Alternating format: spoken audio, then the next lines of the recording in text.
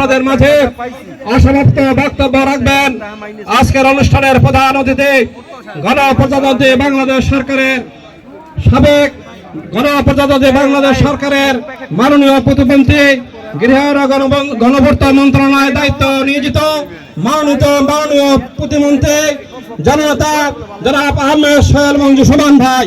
জননেতা জনাব আহমেদ মঞ্জু সুমন ভাই।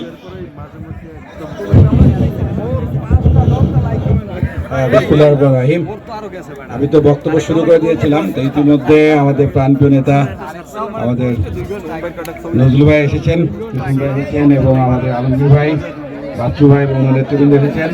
তো আজকে আমরা অনেকভাবে আজকে আনন্দিত, বিশেষ করে গতকালে আমাদের প্রাণপ্রিয় কিছু নেতা নেত্রী দায়িত্ব পেয়েছেন। তাদের রাজনৈতিক তাদের সে ত্যাগ সেটা এবং নির্যাতনের পুরস্কার হিসাবে আপনারা জানেন আমাদের সাংগঠনিক সম্পাদক শিরিনাপা উনি সিটি কর্পোরেশনের দায়িত্ব পেয়েছেন, এখন কুতুস ভাই দায়িত্ব পেয়েছেন জেলা পরিষদের, এবং আমাদের পিরোজপুরের কৃতি সন্তান আমাদের সবার কাছের প্রিয় নেতা আলমগীর ভাইও জেলা পরিষদের প্রশাসক হিসেবে দায়িত্ব পেয়েছেন। তো এই দায়িত্ব পাওয়ার একটাই উদ্দেশ্য এবং একটাই প্রাপ্য তারা যারা বিগত দিনে আমাদের প্রাণপ্রিয় দল বাংলাদেশ জাতীয়বাদী দলের সাথে ছিলেন, দলের সাথে কখনো কোনো গাদ্দারি করেন নাই, দলকে ভালোবেসে তারা এতদিন পরিশ্রম করে গেছেন এবং এই পরিশ্রমের স্বীকৃতি স্বরূপ আমাদের মাননীয় প্রধানমন্ত্রী তাদেরকে এই উপহার দিয়েছেন। এর চেয়ে বড় উপহার তাদের প্রাপ্য। তো আমি আশা করব ইনশাআল্লাহ আগামী দিনে তারা তাদের এই যেটা দায়িত্ব পেয়েছেন এই দায়িত্ব আমার মতো নিষ্ঠা এবং সততার সাথে পালন করে ইনশাআল্লাহ আগামীতে আমরা তাদেরকে আরো বড় জায়গায় দেখতে পাবো। এবং একই সাথে যারা এখনো আমাদের নেতা আছেন পিরোজপুর আমাদের নজরুল ভাই, কিশোর ভাই, ইনশাআল্লাহ আগামী দিনে আমরা তাদেরও মূল্যায়ন দেখতে পারবো। তো যে কথা বলতে চেয়েছিলাম সেই কথাটা আমাদের প্রাণপ্রিয় নেতা আলমগীর ভাই ইতিমধ্যে বলে ফেলেছেন। তারপর আমাকে বলতে হয় আজকে আমরা পিরোজপুর 2 থেকে নির্বাচিত হয়েছি, কিন্তু দুঃখের বিষয় হলো যে সংগঠন আমাদের ছিল শক্তিশালী সংগঠন এই কাউখালী থানা এবং পরবর্তীতে ভান্ডারিয়া, সেখান থেকে পাই নাই। তাই আগামী দিনে আমাদেরকে দল গুছাতে হবে। দল গুছানোর সময় আমি স্পষ্ট বার্তা দিয়েছি ভান্ডারিয়াতে, যেই পরিবার থেকে বিএনপি করবে সেই পরিবারের প্রতিটি সদস্যকে বিএনপি করতে হবে। একজন করবে জাতীয় পার্টি, একজন করবে আওয়ামী লীগ, একজন করবে হলো জামাত, সেই চলবে না। তাদেরকে হলফনামা দিতে হবে যে আমি আহমেদ সোহেল মঞ্জুর এই মর্মে প্রতিজ্ঞা করিতেছি যে আমার পরিবারে যারা সদস্য আছে তারা সবাই বিএনপি করে অথবা অন্য কোনো দল করার মতো কোনো নেতা কর্মী আমার নাই। তাই আজকে থেকে আমি আপনাদের বলে যাচ্ছি নির্বাচন এই সামনে পবিত্র ঈদুল ফিতরের পরে আমরা সবার হলফনামা নিব এবং আমরা জানি কার ভাই কার দুলাভাই কে কি করে, এবং যারা বিগত দিনে আমাদের দলের সাথে গাদ্দারি করেছে তাদের চুপ করে বসেন, তাদের স্থান এই দলে নাই। কারণ আমরা এই দল আমাদের দেশ নেত্রী আমাদের চেয়ে বেশি নির্যাতনের শিকার হয়ে আজকে আমাদের পাশে নাই। আমাদের দেশ নায়ক তারেক রহমান গত 17 বছর নির্মম অত্যাচারের মধ্যে উনি অতিবাহিত করেছেন, তার মধ্যেও আমাদের দলকে সুসংগঠিত করেছিলেন দেখেই আজকে আমরা এই বিপুল ভোটে জয়লাভ করে দল ক্ষমতায় আসছে। দলের প্রতি যদি আন্তরিকতা থাকে, দলকে যদি আমরা ভালোবাসি, দলের সাথে যদি বেমাই না করি, তাহলে আমরা ঠিকই রেজাল্ট আনতে পারি। সেটা সবচেয়ে উজ্জ্বল উদাহরণ আমাদের দেশ নায়ক তারেক রহমান। ওনার দিক নির্দেশনায় দেখেন কত সুদূর, কত হাজার মাইল দূরে থেকে দলকে উনি সচল লেগেছেন। কিন্তু আমরা এক এলাকায় থেকে সকালে বিএনপি করেছি, বিকালে করেছি জাতীয় পার্টি অথবা অন্য কোনো স্বতন্ত্র পার্টি। ঘৃণা লাগে। আসেন অতীতে আমরা যা করছি সেগুলো জন্য এই পবিত্র মাসে আমরা তওবা করি এবং আমরা যাতে আগামী দিনে আল্লাহ তাআলা যাতে আমাদেরকে ইমানদার বান্দা হিসাবে যাতে আমরা আমাদের কার্যক্রম চালাতে পারি সেভাবে তাহলে আল্লাহ তাআলা হেদায়েত করুক।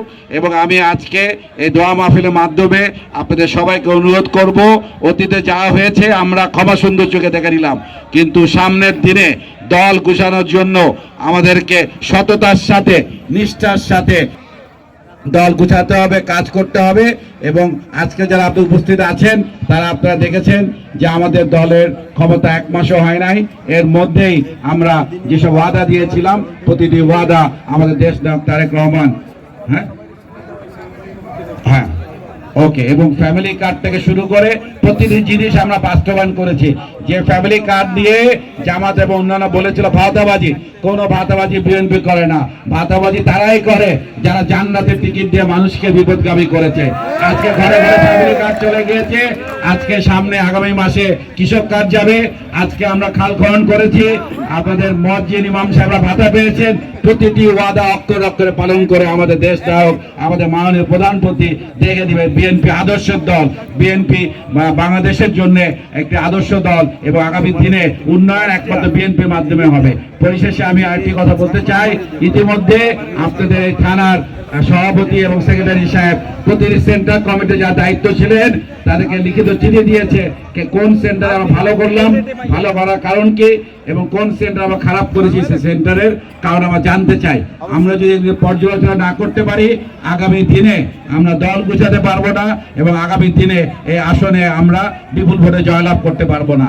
আমাদের নৈতিক দায়িত্ব, যারা আগামী দিনে আপনারা দল করতে চান সে এই চিঠি পাওয়া মাত্রই আগামী 3 দিনের মধ্যে এগুলি দেওয়ার ব্যবস্থা করেন। পরিশেষে আজকে এই অনুষ্ঠান সুন্দরভাবে আয়োজন করার জন্য কাউখালী থানা বিএনপি নেতৃবৃন্দ এবং যারা অংশ নেতৃবৃন্দ যারা যথেষ্ট পরিশ্রম করে আপনারা এই অনুষ্ঠান করেছেন, আপনাদের কৃতজ্ঞতা জানাচ্ছি, ধন্যবাদ জানাচ্ছি। আল্লাহ অশেষ রহমত। আমরা যখন বিকালে টিএনএ অফিসে মিটিং করছিলাম তখন অনেক বৃষ্টি হচ্ছিল, আমরা অনেক টেনশনে পড়ে গিয়েছিলাম। তখন আমি একটা কথাই বলেছি দীর মোহাম্মদ ভাই এবং হাসান ভাইকে, তাওয়াক্কাল তু আল্লাহ। দেখেন আল্লাহর কি রহমত, আমাদের ঠিক ইফতারের আগে বৃষ্টি থেমে গেছে। সবকিছু মুসলমান হিসাবে আমরা যদি সততা এবং নিষ্ঠার সাথে কাজ করি এবং তাওয়াক্কাল তু আল্লাহর উপর নির্ভরশীল থাকি ইনশাআল্লাহ এবং পরিশ্রম করে যাই ইনশাআল্লাহ রেজাল্ট আসবেই। এবং সামনের দিনে ভালো রেজাল্ট করার জন্য আমাদের প্রতিটা নেতা কর্মীকে ওয়াদাবদ্ধ হতে হবে যে আমরা শহীদ রাষ্ট্রপতি জিয়ার আদর্শে নতুন করে আমরা আমাদের কাউখালী থানা, ভান্ডারিয়া থানা, নেসরাবাদ থানা, সামগ্রিক পিরোজপুর জেলাকে বিএনপি শক্ত ঘাঁটি হিসাবে তৈরি করার জন্য আমরা আজকে থেকে ওয়াদাবদ্ধ হলাম। সবাই ভালো থাকেন, সুস্থ থাকেন। এই অনুষ্ঠানের মাধ্যমে আসুন আমরা আমাদের শহীদ রাষ্ট্রপতি জিয়া রহমান এবং আমাদের দেশ নেত্রী বেগম খালেদা জিয়া আত্মার মাগফিরাত কামনা করব এবং আমরা আরো দোয়া করব আমাদের দেশ নায়ক এবং আমাদের মাননীয় প্রধানমন্ত্রীর জন্য, যাকে আল্লাহ তাআলা নেক হায়াত দান করেন এবং আগামী দিনে ওনার বলিষ্ঠ নেতৃত্বে আমরা বাংলাদেশকে একটি সমৃদ্ধশালী দেশ এবং একই সাথে মানবিক এবং পরিবেশ বান্ধব দেশ হিসাবে পরিণত করতে পারি। সবাই ভালো থাকেন, সুস্থ থাকেন এবং আমাদের জন্য যারা আজকে আমরা দায়িত্ব পেয়েছি, আমি পেলাম, এদিকে আলমগীর ভাই এবং অন্য নেতৃবৃন্দ, যাতে আমরা আবারও বলছি সততা এবং নিষ্ঠার দায়িত্ব পালন করতে পারি। সেক্ষেত্রে আপনাদের সকলে সহযোগিতা ও দোয়া চাই। আল্লাহ হাফেজ। আসসালামু আলাইকুম। বাংলাদেশ জিন্দাবাদ। যারা বসে আছেন সবাই কি পেয়েছেন? যারা পান না হাত জাগান তো ভাইয়া। সবাই পেয়েছেন? যারা বসে আছেন পান না হাত জাগান। ইনশাআল্লাহ। Thank you.